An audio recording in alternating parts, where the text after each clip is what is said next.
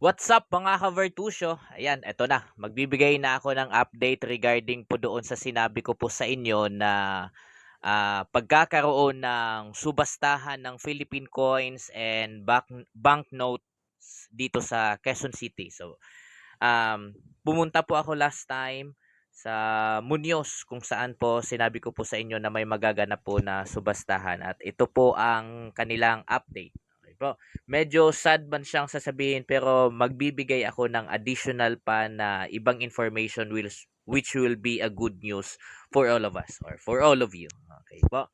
So, yung sa Muñoz, nagkaroon tayo ng ano doon, fail information po siya. Hindi naman sa ano, hindi naman siya scam.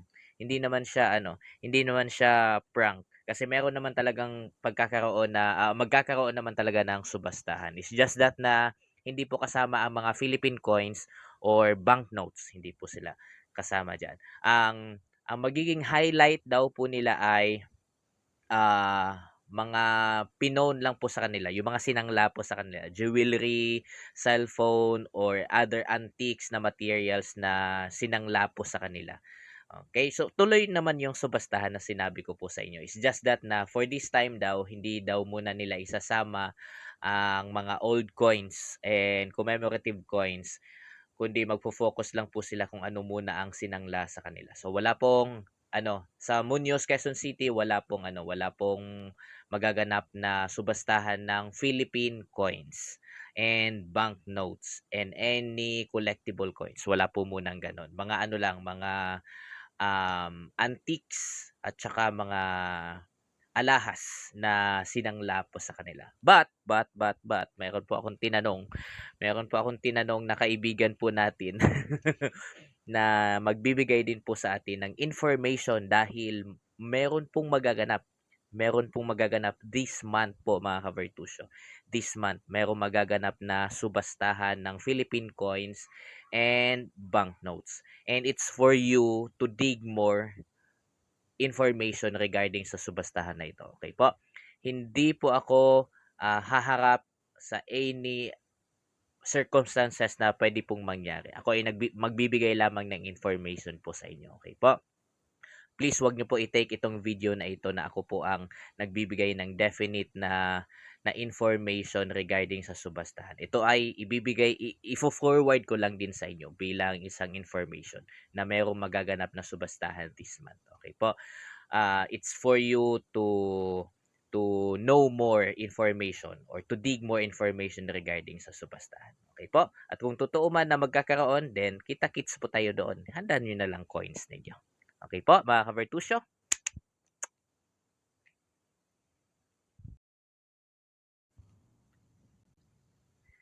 So, eto na mga ka-Vertusio, dahil marami po ang nagtatanong sa inyo at humihingi ng update kung kailan nga ang susunod na subastahan. Pero according po kasi doon sa napagtanungan natin na ano bang tawag nito, branch manager doon sa sinasabi ko po sa inyong subastahan sana sa Muñoz, Quezon City. Ang sabi po nila hindi daw po sila magsasama ng Philippine coins or any Philippine banknotes ngayon. Jewelry lang daw po muna ang mga magiging highlights po nila sa kanilang subastahan. So ang ginawa ko ay nagtanong po ako dito sa ChatGPT, although not so 100% na reliable po ito, pero at least makakuha po tayo ng tamang diskusyon at impormasyon at mga idea kung kailan po ang next na subastahan. So ito po ang isi-share ko din sa inyo mga ka-Vertu Show.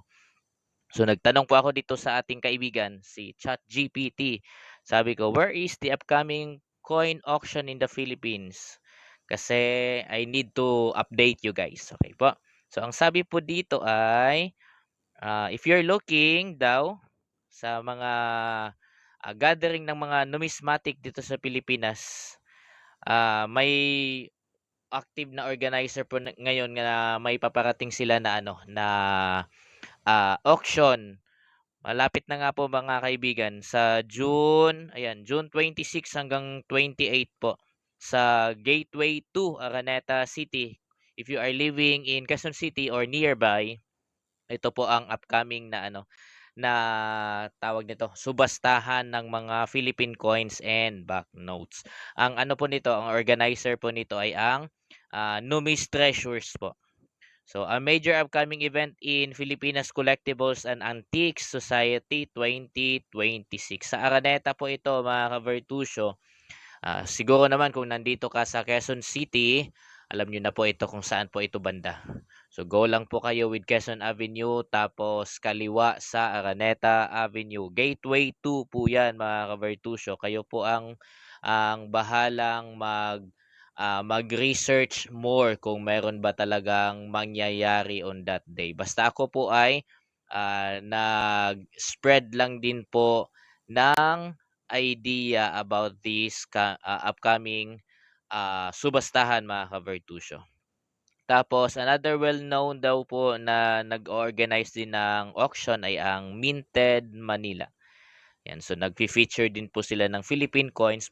Most likely mga ka-Vertusio kapag kasi sinabing Philippine coins, ito po yung mga old coins po natin at mga commemorative coins. Yun po ang mga madalas na na naha-highlight sa ano na 'yan, sa kanilang mga auction, yan. Katulad sa pinuntahan din namin last time sa, Pangasinan, San Carlos City, Pangasinan.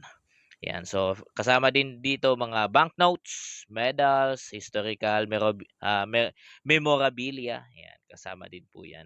Sa mga networking po with collectors, kilala din po dito ang Philippine Numismatic and Antiquarian Society. So nag-ano din po ito, bibigay din po ito ng updates regarding subastahan. Ayan. Pero mas active po yung sinabi ko po sa inyo kanina. Yung alin nga dito yon, yung Nomis Treasures. Ayan. At meron nga silang paparating. Save the date po mga ka-Vertusio, June 26 po yan. Hindi po ako nagbibigay sa inyo ng firm na na tawag nito, na magkakaroon talaga sila. It's just that na ito ay posted. Posted po ito for your idea and information. So kayo po ang bahala na mag-ano niyan mga ka-Vertusio para hindi po masisi ang inyong lingkod. Ako ay nagbigay lamang ng impormasyon. Yung more details, kayo na po ang bahala pong kumuha ng eksaktong ano po diyan, information. Okay po? Since you are in Quezon City, so ito ay sumasagot po sa akin kasi I am residing in Quezon City. Kung kayo po ay nasa Quezon City din or nearby, kilala din po ang Numis Treasures po ay matatagpuan ninyo sa Diliman, Quezon City po 'yan. Meron din po sa Green Hills with the JC Coins and Antiques. And sa Green Hills po sa San Juan, sa kabilang area po ito, paper coinage. Ayan. So yun yung mga yan yung mga very active na pwede rin po ninyong pagbentahan ng inyong mga coins, Philippine coins, banknotes o kung mayroon man kayong mga Philippine memorabilia na pwede ninyong dalhin sa auction. Okay? So sa mga coins po na meron po kayo, it's better na linisin niyo po 'yan, lagay niyo po sa tamang coin holder, palagyan niyo ng papers po 'yan para madala niyo po 'yan sa auction. Sa subastahan kapagka may dala kang coins na kasama doon sa highlights, wala na pong entry po, wala pong ano 'yun, walang entrance fee po 'yun. Okay? So 'yan po mga ka-Vertusio ang ating update for the upcoming na subastahan. Again po, nasa inyo po ang pagkuha ng additional information regarding po sa ano na ito, sa organizers ng subastahan ng Philippine coins. Okay po, ang inyong lingkod ay nagbigay lamang ng information mula sa ating kaibigan na ChatGPT. Okay po, ayoko pong masisi sa kung ano man ang magiging changes or whatsoever na pwedeng mangyari. Basta ang nakalagay po dito ay June 26 hanggang 28 this month po yan, June. Okay po? So at least meron kayong idea na ito ay sure at matutuloy. Again, canceled po with the Philippine coins and banknotes yung subastahan sa Muñoz, Quezon City. Yun po ay highlight lamang nila ay mga jewelry lang na na pinon po sa kanila. Okay po.